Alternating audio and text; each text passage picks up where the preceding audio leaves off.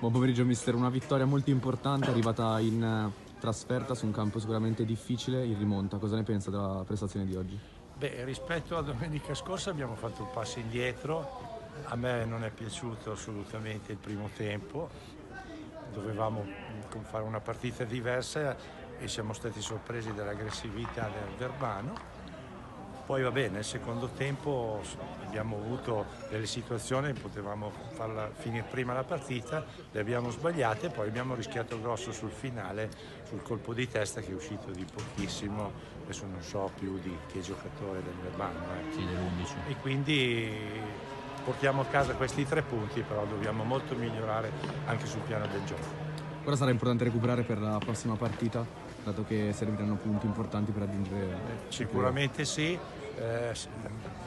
la quota salvezza diciamo è sui 42, dobbiamo ancora fare 12 punti e quindi abbiamo un po' di partite per poterli fare e speriamo di farli il più presto possibile. Oggi mister la classifica magari non si è vista in campo un Verbano che cambia No. un po' in settimana, che comunque ha dimostrato aggressività anche fin dal primo tempo come hai detto prima. Sicuramente col cambio dell'allenatore è sempre così, no? La squadra in settimana lavora in un certo modo e ha giocato un ottimo primo tempo, fuori di dubbio questo.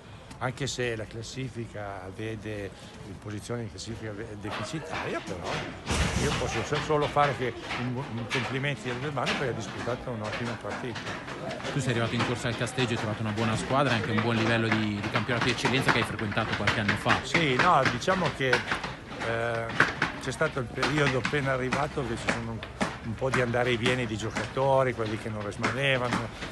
Poi diciamo col Natale si sono stabilizzate le situazioni, quindi ho questo gruppo sicuro fino alla fine della stagione, ci sto lavorando sopra, i ragazzi mi seguono e qualche risultatino, 3 partite di fila vinte, quindi qualcosa vorrà dire. Com'è stato il rientro in eccellenza? Sicuramente anche una piccola emozione con una buona esperienza a Casteggio. Sicuramente dalle parti nostre Casteggio è una piazza interessante e io volevo finire la mia stagione diciamo da allenatore con una squadra da poter fare bene, poi dopo prendo le scarpe ai chiodi. Ok, posto ragazzi. Grazie okay, mille. Grazie. Mister, buon pomeriggio, un ritorno un po' amaro dato il primo tempo, comunque giocato nel migliore dei modi da parte della sua squadra, poi i 2 gol presi. È un peccato, però devo dire che i ragazzi hanno interpretato bene la partita perché abbiamo cercato in tutti i modi comunque di arrivare alla vittoria. Abbiamo creato delle situazioni, c'era la possibilità del raddoppio già nel primo tempo per poter gestire un po' meglio poi la gara. È stato un peccato aver preso gol su palla inattiva sulla punizione perché probabilmente Luca si aspettava il tiro a scavalcare, ma lui non doveva prenderlo sul suo palo, però è capitato aver pareggiato nel primo tempo, tra l'altro rischiando di andare anche sotto perché hanno avuto un'altra occasione loro al 45esimo e il risultato sarebbe stato bugiardo. E nel secondo tempo non c'è stata comunque quella voglia sempre di cercare di arrivare al gol, ma è normale che una squadra che in questo momento qua non vince da tanto tempo ha frenesia, ha fretta e il più delle volte magari si perde non avendo tanta lucidità poi sotto porta per poter concludere e finalizzare un po' tutto quello che si è creato.